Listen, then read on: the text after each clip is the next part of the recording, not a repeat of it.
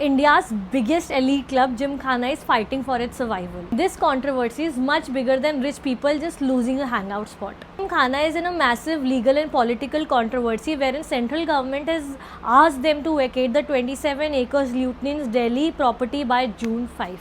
So the government says that they need the entire property for defense infrastructure and also for security purposes because it is a sensitive, highly sensitive area. Plus there is also PM residence over there. So here is where all of this gets controversial.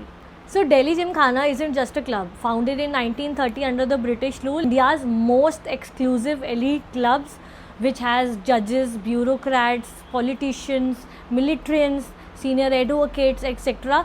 Plus they have a waiting period of as long as 37 years. The government is relying on the official lease deed which has a clause which says that government can take back the property for any public purpose. Years the club has also faced allegations like mismanagement, government issue and deviation from their original purpose, that is sporting purpose. The official government remark has also said that it is turning from a gymnasium to a partying hub.